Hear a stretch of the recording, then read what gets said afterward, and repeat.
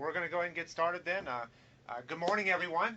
My name is Jerry Shockey. I oversee all the youth and educational programs here at the Pro Football Hall of Fame. We're excited you guys get the opportunity to tune in for our Heart of the Hall of Famer series featuring Pro Football Hall of Famer Mr. Steve Largent. And some of you have connected before. I see a couple veterans, but I see three or four schools that are actually new to this program, including the folks that are sitting in front of Mr. Largent as well. This Heart of the Hall of Famer series. And the real idea behind this is really just to convey what it took to get in the Hall of Fame beyond just the athletic ability. And we know it can be said that, obviously our Hall of Famers are awesome examples of athleticism and skill and talent. But, you may realize, you may not, it took a lot more than that to get enshrined into the Pro Football Hall of Fame. It took many of those six core pillars that you guys are studying, hopefully. The trustworthiness, respect, responsibility, fairness, caring, and citizenship, and a number of other qualities as well to make it in the Hall of Fame. And, I don't know if it's a secret to you guys, but I do have a little secret for you. Those aren't just character qualities to be in a Hall of Fame player. Those are character qualities to be in a Hall of Famer in your everyday life, whether it's how you do in school, whether it's how you interact with family members, whether it's at your church or local Boys and Girls Club, whether it's at your job, whatever it might be. Those are what the core of what's going to allow you to be successful in any endeavor that you do in life. So we're excited to give you guys the opportunity to talk to someone who's achieved at the very highest level, not only on the field, but as you're going to hear from the bio that I'm going to read here, has achieved probably as much, if not more, I would argue more, off the field than he has on the field as well. And that's saying a lot when you're enshrined into the Pro Football Hall of Fame. But before we do that, before we get into the discussion and ask Mr. Largent for his opening remarks, I would like to recognize a number of folks. Because we talk about football, we talk about being the ultimate team game. Well, it took an ultimate team to actually put this broadcast together. And there's a number of folks that we have to recognize for that. First and foremost, obviously, Manassas Park Middle School and Manassas Park School District in Virginia. Thank you very much for opening your doors and allowing us to have Mr. Largent into your school and making the arrangements on your end. There's a number of folks, the principal there, Pam Calso, and I apologize if I butcher anybody's last name or first names for that matter. But Pam, thank you very much for allowing us to come into your school district or into your building for this program. I know Bruce McDade was involved with the program as well as Eric Neff. But for me, mostly, I gotta give a big shout out to Matt McCormick, because pretty much Matt and I have been talking to each other for about the past 2 weeks. I don't know, a lot, we'll just say. We've become good friends now. We're kind of old friends. I think next time my family's in Virginia, we're going to go stay at his house. So we know each other that well over the last 2 weeks. So thank you, Matt, for everything you've done technical-wise, and your team. I know Rich as well was involved with that too. So thank you for everything. We do have to thank our friends at Interisys Networks too for helping to facilitate this. Bruce Wine, Jonathan Kidwell, Tracy Hill. Thank you very much. And then our folks to our State Department of Education who are bridging all these schools together for us. E-Tech Ohio, Mark, Paul, Josh, all the folks, Scott, that are there. Thank you for doing that. We have to obviously thank the teachers that are out there. You guys made the arrangements on your end, and it takes sacrifice to do the prep materials and to arrange the video conferencing lab and pull your students out of class and all those sorts of things. We know time is very precious in your school district, so we thank you very much for that. But last but definitely not least, we need to thank the schools. Because the students in the schools, because the students are the real stars of the show here today. They're going to be ones kind of driving this program, so to speak. So thank you, students, for that. But what I'd like to do is I would like to recognize those schools right now. And when I do call upon your school, feel free to unmute your microphone at that time and give a little shout out if you like. A little cheer, a little shout out. Just say hey, hi, whatever it is that you want to. My apologies to, that means close the doors on the classrooms. If you're in a library, I'm sorry, librarians, for letting your students yell out in the classroom or in the library. Let's start with, first of all, Mr. Largent, I'll ask you to plug your ears there for a second. If Manassas Park Middle School, if you guys want to give a shout out, let's hear. I think there's a bunch of students in there.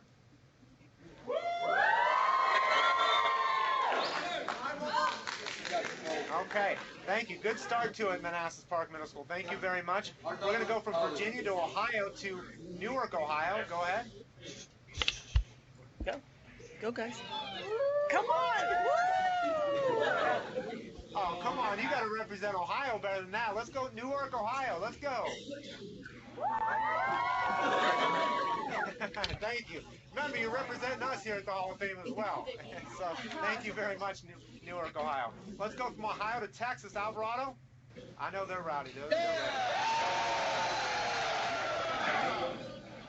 And I don't know, Alvarado, every time, you guys never disappoint. And I don't know if you guys can tell students that are tuned in, they actually have this set up in their weight room there. So you might hear a few dumbbells playing in the background or something like that. Maybe somebody doing some squats or deadlifts behind there. But thank you very much, Alvarado. Let's go to Virginia, Spotsylvania Middle School.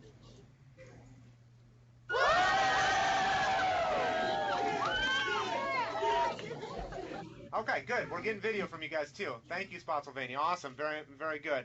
And last but definitely not least, let's go to Solvay in Solvay, New York.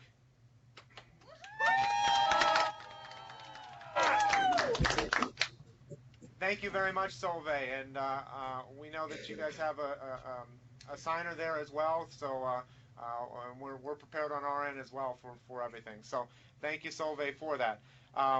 We will ask just a reminder to all schools, and you guys have been doing an awesome job, is to make sure to keep your microphones muted until we call upon you. And even after we do call upon you and you unmute your microphone and ask your question, if immediately following that question that you ask, if you can mute it again, just to make sure we eliminate any background noise as Mr. Largent is giving his remarks.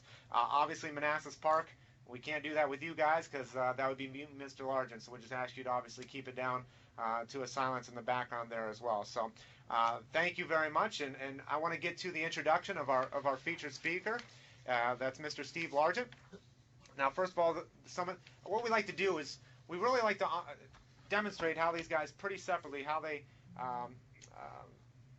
stood on the field and off the field. So I'm going to start with his on-the-field achievements first. Mr. Largent was a 5'11", 187-pound wide receiver with only average size and speed, but armed with exceptional determination and concentration. Became one of history's most outstanding pass catchers during his 14-season, 200-game career with the Seattle Seahawks. It extended from 1976 through 1989. At the time of his retirement, now listen to this, you want to talk about achieving the pinnacle of success. At the time of his retirement, he held 6 major career pass receiving records. Most receptions for a career, most consecutive games with a reception, most yards on receptions with over 13,000, most touchdowns on receptions with 100, and most seasons with 50 or more receptions, and most seasons with 1,000 yards or more. All this, now get this, all this by a receiver who the Houston Oilers thought was too small and too slow to make it in the pros. Largent attended the University of Tulsa, where he was an All-Missouri Valley Conference star with 103 receptions during his final 2 seasons. He was a 4th-round pick of the Oilers, which was the 117th pick overall in the 1976 NFL Draft. He played, now get this again, this is early sign of his character. He played only 4 preseason games with Houston before being traded to the expansion Seahawks for an 8th-round draft pick. So they selected a 4th-rounder and gave him up for an 8th-rounder. You know, some people could have taken that, you know, and said, man, I must not be very good. Obviously, as we know, Mr. Largent didn't take it as such, or at least it didn't show in his career. It was a catch, or it could have been a catalyst for why he did that, and I'm sure he'll share with you that today. It was the catch of the century for Seattle. Instantly, the first year, he was an instant star with the Seahawks. His first year, his rookie season, he had 54 receptions.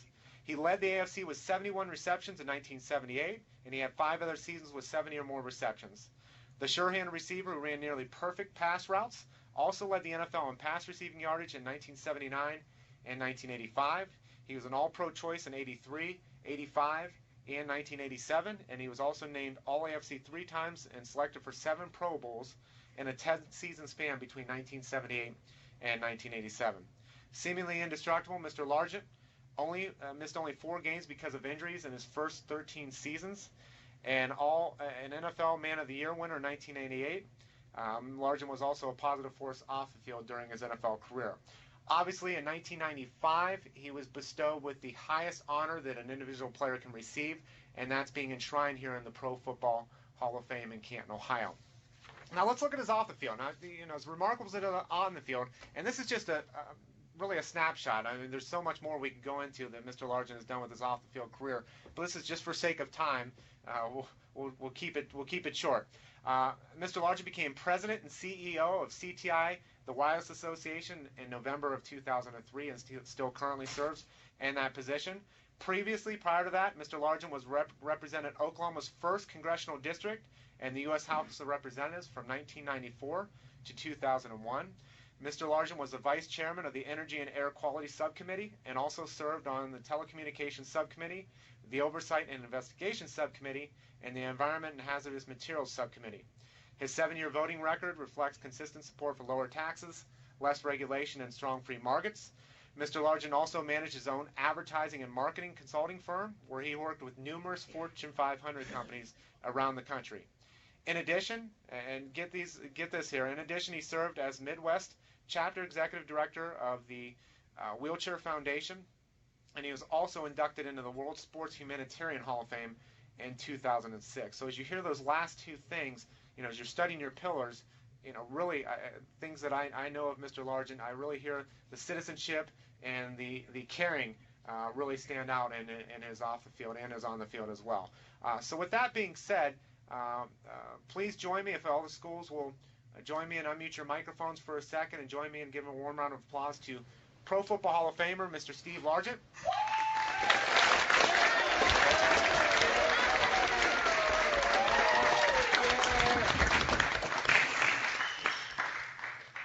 And Mr. Largent, the microphone is yours to share your opening remarks. And all schools, just a reminder, keep your microphones muted.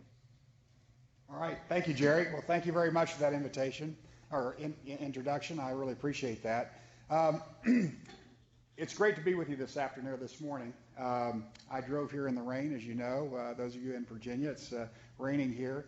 And I wasn't exactly sure where the school was, so I'm really glad to be here as well. What I thought I'd do is just share a little bit about my life and tell you just a few things about me, and then reserve the majority of the time for question and answers from you. Now, I would tell you that my mother always taught me the 5 B's of effective public speaking. If you don't know what the 5 B's of effective public speaking are, you might want to write them down, because they are, I'll tell them to you very briefly, the 5 B's of effective public speaking are: be brief, brother, be brief. Be brief, brother, be brief. Remember those. I always do. And the reason I remember them is because of one time when I ran for Congress. The very first time was in 1994. After I was elected to Congress, I got an invitation to speak in my hometown, and the center of the district that I was representing as the 1st congressional district representative of the state of Oklahoma was Tulsa, Oklahoma, my hometown. And so I got an invitation from the Downtown Chamber of Commerce to come and speak and address the Chamber of Commerce after the election. So of course I took the opportunity. I said, yes, I'll be there. And I worked really hard studying notes, writing out copious notes about what I wanted to say in my first speech after being elected to the United States House of Representatives. And so I had really worked hard on my speech, and I went, they introduced me, and I started going through my speech, and I was going page after page after page, and I was about halfway through my speech, 30 minutes in. Yeah, that's right, it was a little long. And I saw in the middle of the crowd, a gentleman stood up and headed for the exit. And this was Tulsa, Oklahoma, so I just said, sir, where are you going? I'm not even halfway through my notes yet. He said, sorry, Congressman, but I've got to go get a haircut. Again, it was Tulsa, so I said, well, couldn't you have gotten a haircut before you came? And he said, I didn't need a haircut before I came. And so I learned in that very public display there that you don't want to go too long when you're speaking, and so I'm not. I was given 5 minutes to give you a little update about who I am and what I'm doing, and then take questions from you guys. And that's what I'd like to do. I was reading the 6 pillars of character. Have you guys studied that here at Manassas? Looked at it at all? Well, the 6 pillars of character: trustworthiness, respect, responsibility, fairness, caring, and citizenship. And I thought, those really are great pillars and great things to study as high school students. And when I thought about that, I thought about, the reason that I feel like that those characteristics are so important for young people and old people alike is because they serve as a protection for you. And I started thinking about the fact that here I am with the Hall of Fame, and I thought about football. I thought about a helmet. This is an old helmet from the Seahawk days. They don't wear these helmets anymore unless it's the throwback game. They have a throwback game, and they wear old helmets then, or they're new helmets, but they're painted like they're old helmets. Well, this is what our helmet looked like inside and out with the Seahawks. But I thought about this helmet when I was thinking about these pillars of character, and thinking that these pillars of character really are how you protect yourself in the world today. Because I think that these pillars of character are the things that enable you to be successful in life. Successful on a football field, successful in the business community, successful as a family. These are characteristics that are helpful to you in every aspect of your life and are so very important. And I really applaud your school for having a program that talks about character and talks about characteristics like trustworthiness and respect and responsibility and citizenship and caring, those types of things, because they're so important, not just for why you're in high school or not just to pass and get a passing grade and move on to the next level, but they're important for you throughout your life, and they can impact your life in every single aspect of your life. So I'm really glad to be here talking about these types of characteristics and how they played out in my life, both in playing football and then beyond football, because certainly I'm beyond football now. I was playing football when none of you were born, and the game's changed a lot, and we can talk about that too. But that's what I'm here today to talk about is character qualities and talk about the program that hopefully you guys have studied or at least answered a few questions on today. So with that, I'm going to finish, Jerry, and I guess we're just going to spend the next 40 or 50 minutes answering questions, right? Yes, that is correct. That is correct. So, okay. Thank you very much, Mr. Largent. And just a reminder to schools, again, this is your opportunity to ask one of the greatest players that has ever played in the NFL. If you think about it, there are a total of 280 members of the Pro Football Hall of Fame. Out of that, it's around 240 are players. There have been 25,000 players that have played in the National Football League since it started here in Canton, Ohio in 1920. So you're talking about, someone who has achieved just the highest level of success that you can on the field, but also, as you heard in his bio, someone that's achieved success, that highest level of success off the field as well.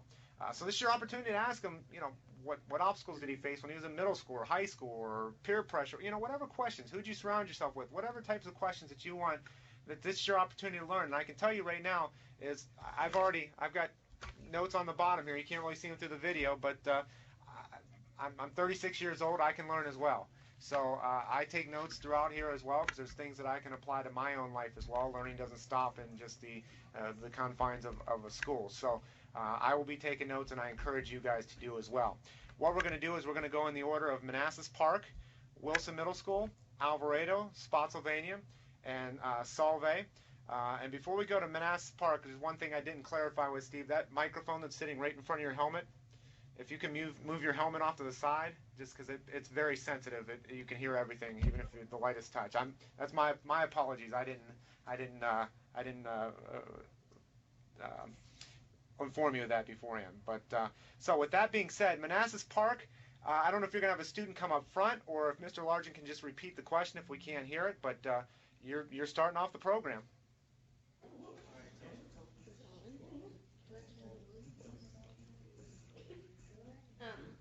Is there any specific time in your life that seemed difficult to get through? If so, what was it? Okay, the question was, did everybody hear the question okay? Go ahead and repeat it. Okay, the question was there any particular difficult period of my life to get through, right? That was the right question? I'm sorry? Is there any period of my life that was difficult to get through? Yeah. I would say there was two particular times in my life that were particularly difficult for me. The first was when my mom informed me that my dad was divorcing her. That was particularly difficult. I was 6 years old at the time, and I can remember crying when my mother told me that. And unfortunately, divorce is more rampant today than ever before, and so there's a lot of people that have experienced the same type of thing. But that was really hard for me to try to cope with not having a dad around. And my mom remained divorced for the next 3 or 4 years of my life. She later remarried, and my stepfather turned out to be a chronic alcoholic, and he died an alcoholic. And that was also added stress or issues for me in my life. But the second thing that really has happened in my life that really jolted me was in 1985. And 1985, my wife delivered our 4th child. We have 3 boys and a girl, and this was our 4th child and 3rd son.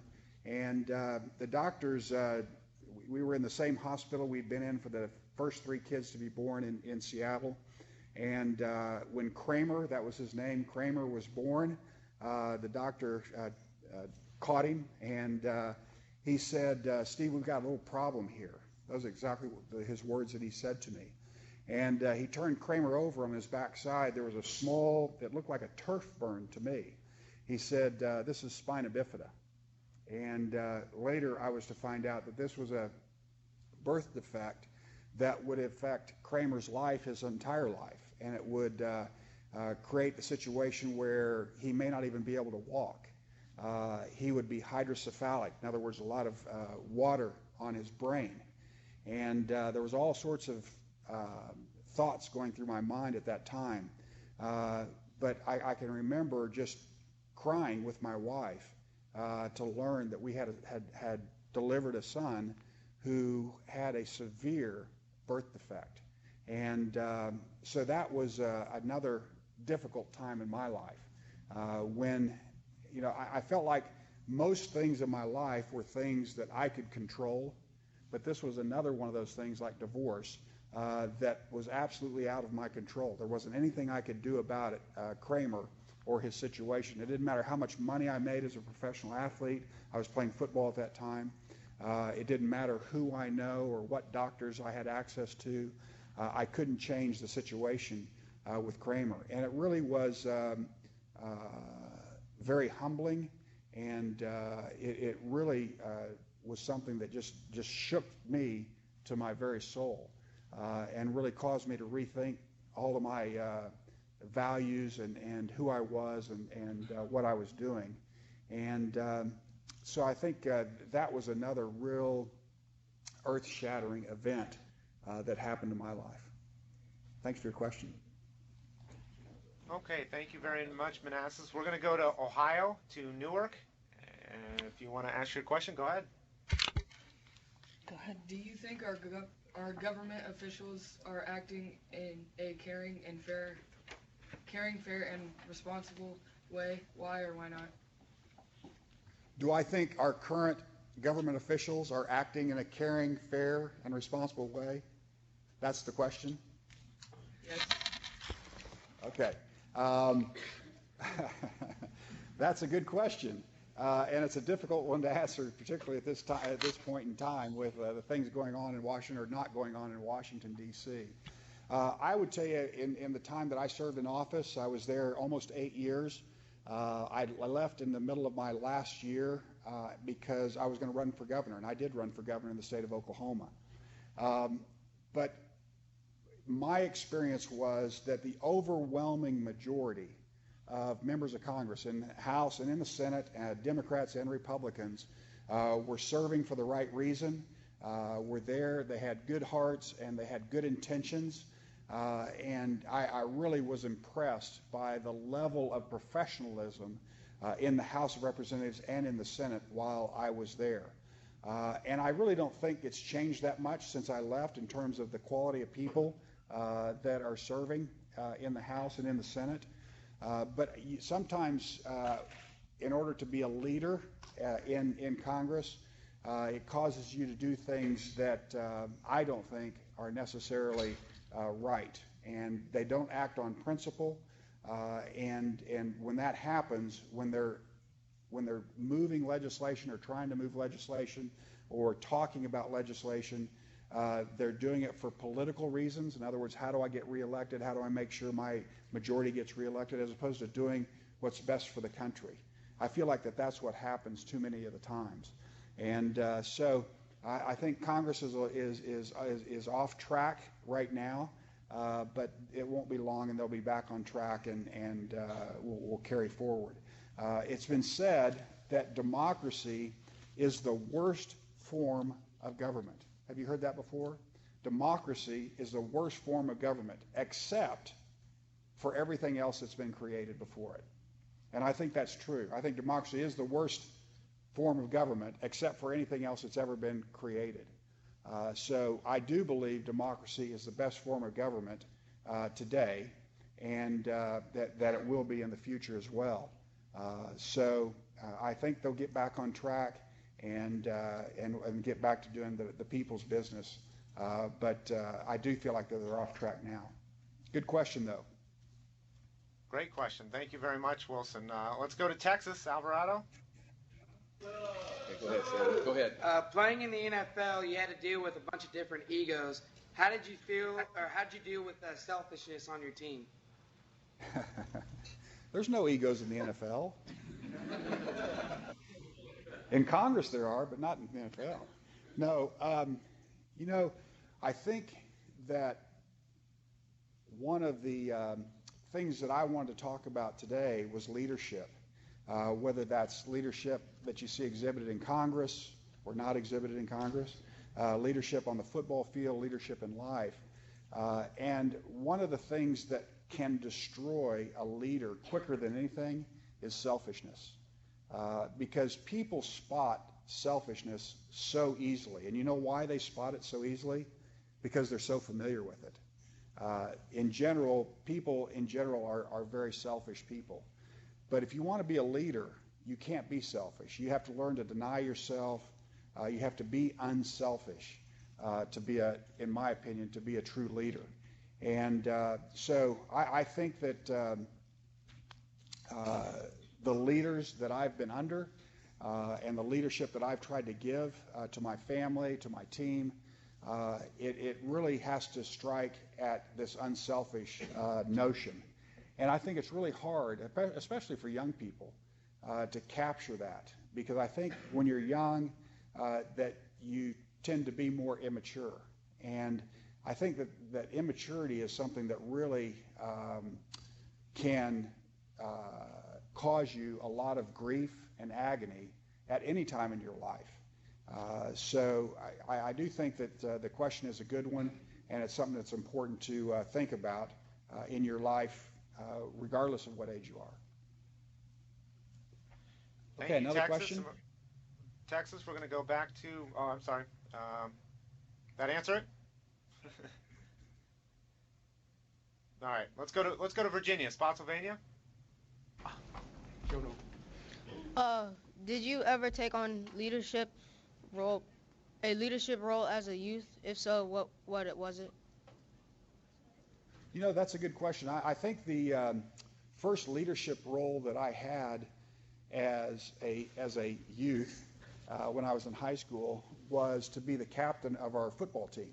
Now, that may not seem like a big deal, but in Oklahoma, football is a big deal. And the high school I was in was the largest high school in the state. So we had 3,000 students in sophomore, junior, and senior year at our high school. So every year we had over 200 football players come out for the team. And this graduating class sitting before me doesn't have 200 people in it. So it was a big deal, and it was even bigger deal when you got elected captain, and I was as a senior in high school. And so that was really the first responsibility I had under the term leader.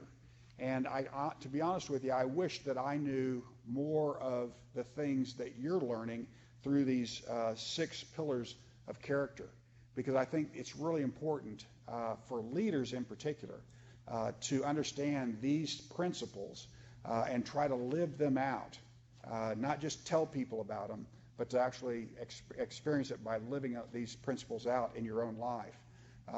But I didn't, but I learned through the experience that I had through high school and then later in college and then on into the pros.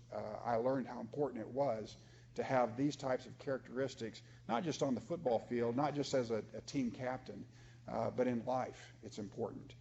So that's why I think studying these characteristics is important for you all, because some of you will never be in pro football, some of you will never be in college football, but these principles apply to every person. They apply to whatever you're going to do in your life, whether you go to college or not, whether you move on beyond college in the professional world. These principles are important for you, for your family, and for your life ahead. Next question. Thank you very much, Spotsylvania. We're going to go to Solvay in New York.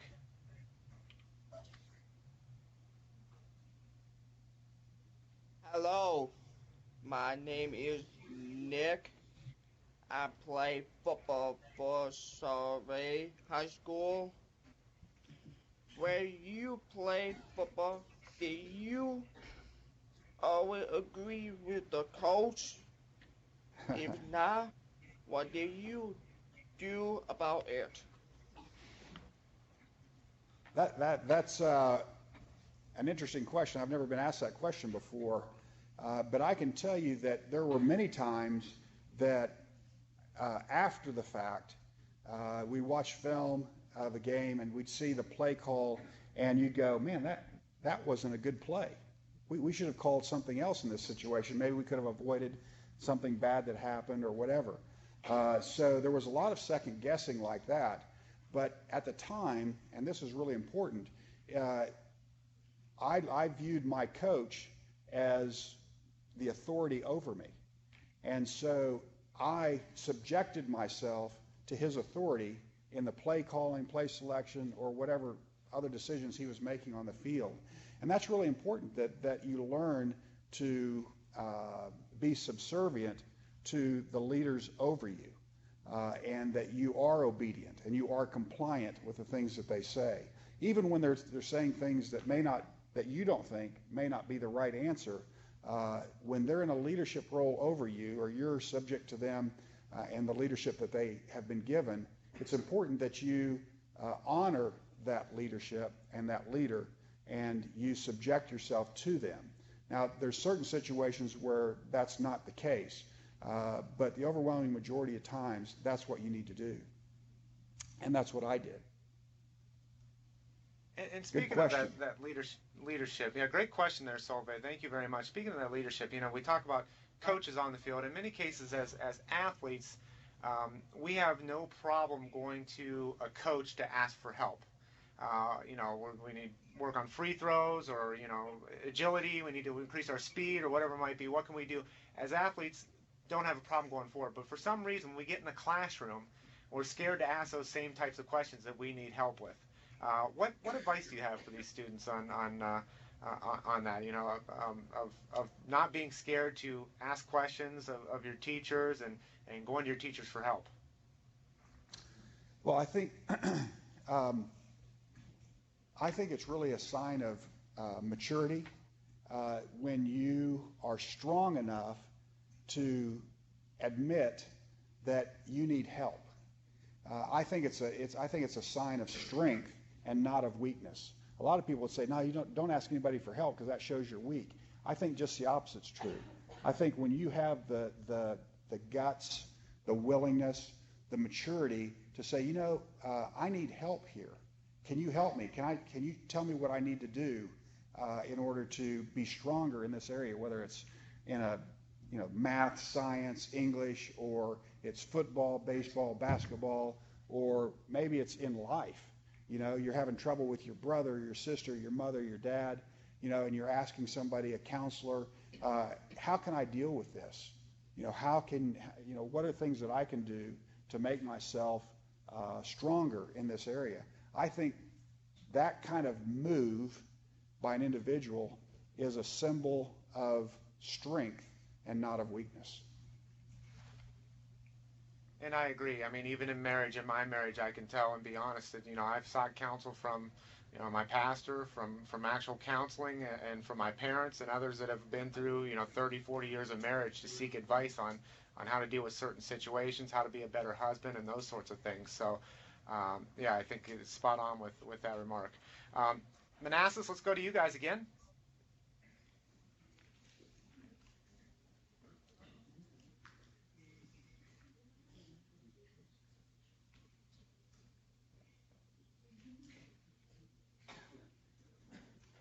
Were there any changes in responsibility going from an NFL player to being in Congress?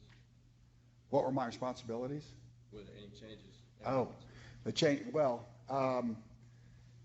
there were a lot of changes in the responsibility that I had, but in reality, it's still a leadership post. Obviously, it is when you're in Congress, but I felt like that the leadership qualities that were demanded of me as a football player and as a team captain were the same as a congressman.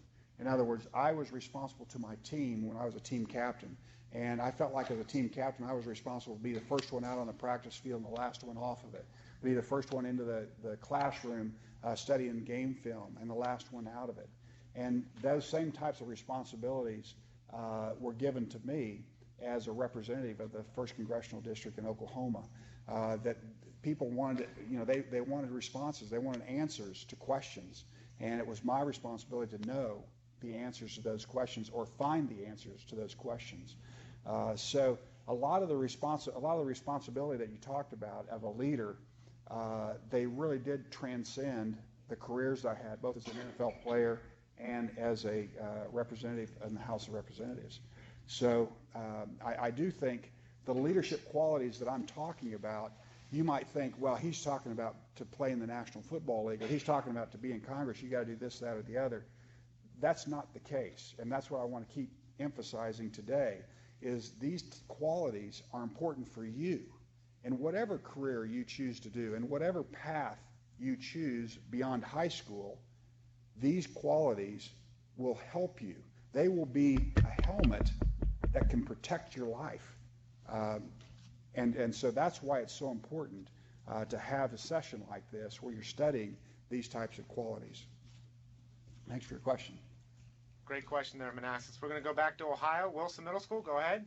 Who had the greatest impact on your character? Who had the greatest impact on me? Was that the question? Yeah. Yes. Yes. Okay. I would say there was a couple of people. The first one was a guy named Scott Manley. And Scott Manley was a gentleman who worked for an organization called Young Life. And he had responsibility for the high school that I went to, and I met him when I was a sophomore in high school. And really for some unknown reason, Scott was drawn to me, and I was drawn to him. And so I really listened and paid attention to what Scott Manley said. And Young Life, for those of you who don't know what Young Life is, it's a Christian organization, and Scott shared a lot of truths with me about, and number one truth was that God loved me, and He had a plan for my life. And so I really was transfixed by the things that Scott told me. And so he had a huge influence on my life in high school, in college, and even beyond, until he passed away just 3 years ago. So I'd say Scott Manley would be a guy that really had a large influence over my life. Probably the person that's had the most influence over my life is my wife. I met my wife when I was a sophomore in high school. We were in Latin 2 class. She sat at the front of the room, I sat at the back of the room, and she wouldn't let me cheat off her homework. So for some reason, and it wasn't that, I was really transfixed by this person, and I got the nerve up my junior year to ask her on a date. And so we went on our first date in September of my junior year in high school, and we started dating then, and we ended up getting married in college. It was our junior year in college, and we will celebrate our 39th year of marriage in next January. So she would be a person.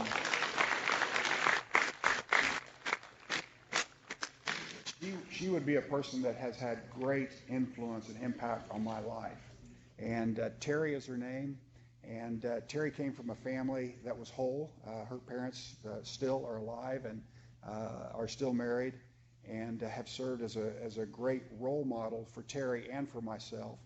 And I think just the stability of my wife over a long period of time has been very influential on me. And then the last person that I can think of that had great influence over me in my life was a football coach. His name was Chuck Knox. He came to Seattle in 1983. He had coached for a number of years in both Los Angeles Rams and Buffalo Bills. Was a very good coach, very successful. And Chuck had great influence over me because of the character and integrity that he led our team with. Now he had a foul mouth, but he had good principles, and so I really learned a lot from Chuck as a head coach. So those would be the three people I would say. Next question. Great question there, Wilson. And I don't know what's more impressive, Mr. Largent, the fact that you married your high school sweetheart, or the fact that you were taking Latin 2 as a sophomore. I still haven't taken Latin. That's just amazing to me. So let's go to Alvarado, Texas. I play wide receiver for my high school, so being an average guy and not having like the greatest size or greatest speed, how did you separate yourself from your competition? The way that I separated myself from the competition was through hard work. I was willing to stay out on the field as long as it took to spend the extra time practicing and trying to increase the skills that I did have. Obviously, I couldn't do anything about how big I was or how fast I was, although there's some things I could do to get faster, and I did. The thing that separated me was just the ability to catch the ball and to do the extra things on the field that nobody else was willing to do, so that I was prepared when they put me in a game or put me in practice, and that I was successful in those situations because of the time I'd given my game off the field trying to get better. Thank you very much, Alvarado. Let's go to Virginia, Spotsylvania. Did you ever have fun playing football? Did I ever have fun playing football? I had fun playing football every practice, every game I played. Football was a great game, is a great game. I love it. I still watch it today. I love it, and it is very much fun. Thank you very much. And we're going to go to Solvay, New York. If you get mad at your teammate, how did you handle it? Do you think it's helped you later on in life and dealing with people? Did I get mad when with dealing with people in different situations? This is not my helmet, because my helmet was all scarred up from the times I banged it on my locker when I was mad coming back to the locker room after we lost a game. And I was able to vent and then get over it and move on to the next game. And that really, I really didn't bang my helmet a lot, but the truth is that you get mad, and I got mad. But the important thing is how you recover from that, and you want to make your recovery time as short as possible, because when you're venting, you're getting mad, you're bent out of shape. That is not productive, and it doesn't help you get better, and it doesn't help you the next game. And that's what I learned, is that I can get as mad as I want about this game. We've already lost it. It's history, and there's nothing you can do about history. So what I tried to do is take the experience that I had in a losing situation and figure out a way that I could modify my performance so that we could win the next time. So I would learn from my mistakes and then go on and try not to repeat them the next game. And that was really important. And because the truth is, no matter how successful you are as an athlete or politician or whatever, you're going to have experiences where you lose. That's just the nature of the game. It's very rare, very rare. In fact, in the history of the NFL, there's only been one team that's gone undefeated throughout a year. Only one team. And that was in 1 year they did that. So everybody loses. And the question is, how are you going to deal with the losses that you have? Are you going to let it impact you in a negative way and create negative consequences for you and your family and your friends? Or are you going to use it in a constructive way, figure out what it was that you did wrong or what it was you could do better the next time, learn from that, and learn to be successful going forward? That really is a very important lesson and a good question. Great question there. Now, Mr. Largent, if I can throw one in here real quick, is one of the things that I hear that's we've done this program now with 40, 50 Hall of Famers now for the last 3 years, and actually you came here about 2 years ago for the program. But one of the resounding themes I always seem to hear from our Hall of Famers is that they surrounded themselves with people that were going to make them better. And a lot of times we think of peer pressure as a negative thing, but there can be positive peer pressure. Would you agree? Absolutely. I think that I think the old adage to choose your friends wisely is a good thing to remember, because your friends can bring you up or they can bring you down. And I think if you're choosing friends that bring you down, it will only have negative consequences on you. So I think it is important to choose your friends and choose them wisely, and choose friends that tend to bring you up and not bring you down and create bad consequences in doing that. And so the same was true for me in football. I mean, I loved to be around people that worked hard, that knew their assignments, that were serious about their game, that came to practice early and left late, that came to games early and left late, that I saw working and competing every single day, and were encouraging to their teammates, not discouraging, that were an example. Those type of people you gravitate towards, because it's those kind of people that in the long run are winners, and you want to be associated with winners in your life. And would you say that those are the type of people that you have in your work environment now? Absolutely. The same holds true whether it's in Congress or in the workplace. You want to surround yourself with people who love to work, who are diligent, who are detail-oriented. Those type of people make you a better leader, make you a better worker. Go ahead, Manassas Park. If you got a student ready, go ahead. Which character trait is the hardest to maintain and why? What trait is the hardest to maintain? I think. Well, let me answer your question this way. The question was, what is the hardest trait to maintain of the 6 character qualities? I think the one that's the most important is the first one, trustworthiness. Because if you're not a trustworthy person, I think that all the other traits get ignored. Because if you can't trust a person, it doesn't matter if you respect, you won't respect them. You're not going to give them responsibility. They won't be fair. And you won't care about them, and they won't care about you because they're not trustworthy. And so I think that first trait of the character qualities that you've studied, trustworthiness, is the most important. Thanks. Thank you very much, Manassas. Let's go to Newark, Ohio. What was the most valuable lesson you learned in college? Say it again. What about lessons I learned in college? Most valuable lesson you learned in college? Oh.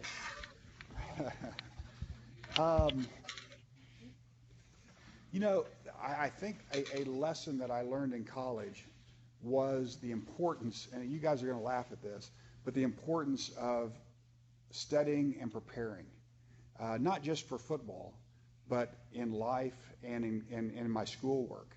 You see, I came out of high school, and I had grades and a performance that I wouldn't want any of you to emulate.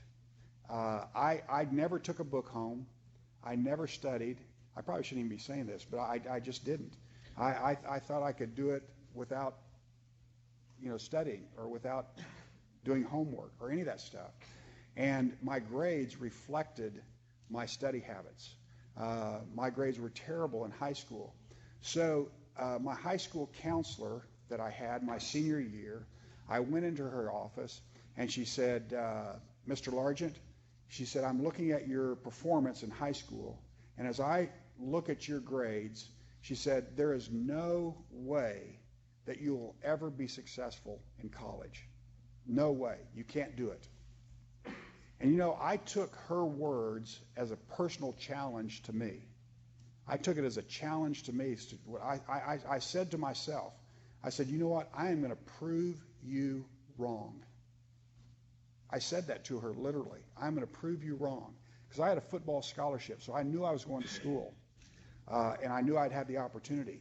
And I can still remember the day I drove to the campus from Oklahoma City, which is where I went to high school, to Tulsa, Oklahoma, where I went to college. It's about 100 miles. And I was driving into town, and I can remember saying, I am going to study, I am going to perform, I am going to be successful in the classroom, not on the football field. That's not what I was saying. I was saying I was going to be successful in the classroom because I wanted to prove this counselor wrong.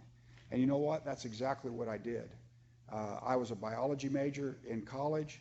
I carried over a 3-point grade point average.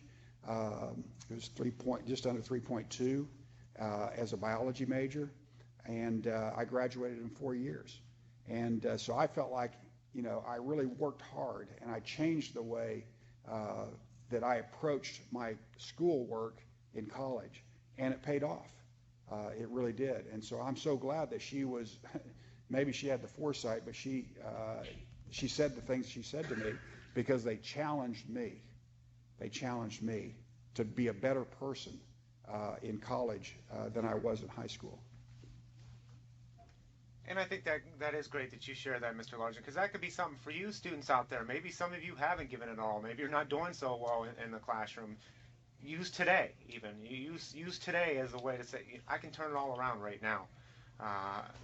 Mr. Largent did, and I guarantee you guys can too. It's, again, just putting forth those character qualities to do that.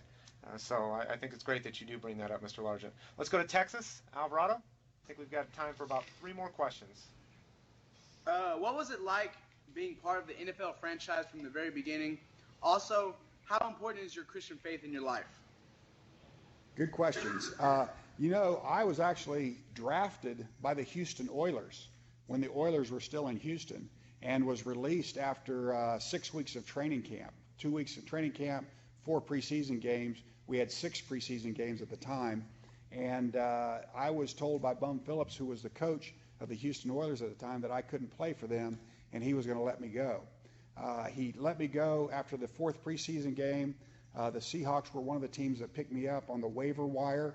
They ended up working out an 8th round draft choice for me. I went to Seattle and met them they had just broken training camp, so they were in Seattle for the first week. I went up there, and one of the great things that happened to me, fortunate things that happened to me in Seattle, was that our offensive coordinator from college at the University of Tulsa was a gentleman named Jerry Rome. And Jerry had signed with the Seahawks to be the quarterback and receiver coach in Seattle. And so he was the one that was kind of pulling the strings that got me to Seattle. And so he had told these coaches, hey, don't worry, Largent's a good receiver, he can play here. And I went out the first practice and dropped like 3 or 4 passes in a row. And all the coaches were going up to Jerry Rome saying, well, who is this guy, and why did we get him, and why did we spend an 8th round draft choice for him? And Jerry said, don't worry, he'll be all right. But the big advantage to me was not the fact that Jerry Rome was there, but the fact that he had implemented our passing game from the University of Tulsa in the Seahawks game plan. So when they, when the quarterback got in the huddle, the first practice I had in Seattle, and he said, okay, we're going to I write 79. I knew exactly what to do. I'd gotten there, I'd been there less than an hour, and I knew the plays better than the rest of the team that had been there all preseason because I had run these plays for 3 years at the University of Tulsa. So that was a real advantage to me in Seattle. The second question you asked me about my faith, and I would tell you that throughout my life, from the time I was a sophomore in high school, that my faith has been something that's been invaluable to me, and I would say was at the core of any success that I've had in my life or in my career has been the responsibility of my faith. Now, I have a question for you, Mr. Largent. After the first season, did Jerry Rome get a pay raise? Because he probably looked like a genius after 51 receptions. So let's go to Virginia. How does it feel to be a Hall of Famer? How does it feel to be a Hall of Famer? You know, I still pinch myself. I wore this jacket. I don't wear it very often, but I wore my jacket today that I wore at the Hall of Fame. And I still pinch myself all the time to make sure it really is true. I go to the Hall of Fame and I see the guys that I always admired and tried to emulate. And I think, wow, I'm sitting here with the greatest players in the history of the game. And that's really special. So I think, you know, it still has a dreamlike quality to me. Thank you very much. I see we have about 5 minutes left, so we're going to go to the last question. It's going to be from Solveig, and then we'll ask Mr. Largent for his closing remarks. What's your favorite job you did? Can you repeat that? What's your favorite job you did? What was your What's favorite my favorite? job? I'm sorry.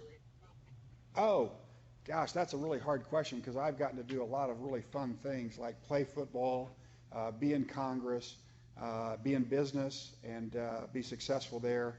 So that's really hard for me to answer. But I have to tell you, I'm 59 years old now. I'm surprised nobody asked me that.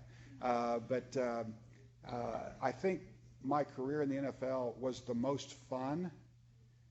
But my career in Congress was the most gratifying. I felt like I was doing something that was helpful to other people and hopefully helpful to our country. So those would be my initial remarks. Football was fun. Politics was fulfilling. Yeah, that'd be my answer. Good question. Great questions, and let's commend all the students here today for the amazing questions you had. Usually I interject more throughout the programs, but the questions you guys had, I just, for the most part, could just step back and just let the program flow off your questions. So I greatly appreciate that.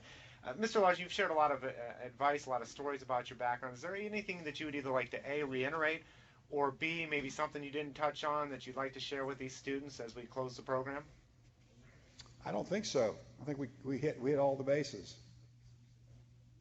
Okay, well, great. If students, if you can unmute your microphones and join me in giving a warm round of applause to Pro Football Hall of Famer, Mr. Steve Largent.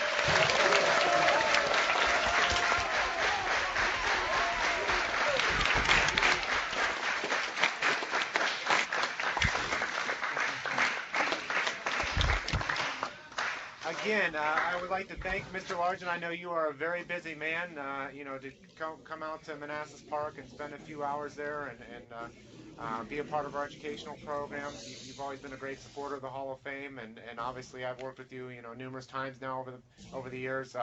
Thank you for being a great supporter of our educational programs as well. We need to thank again, Manassas Park Middle School and Terraces Networks, eTech Ohio, all those folks. The schools, the teachers, the students. Like I said, awesome job with the questions here today. Thank you very much, and this concludes our program. Take care.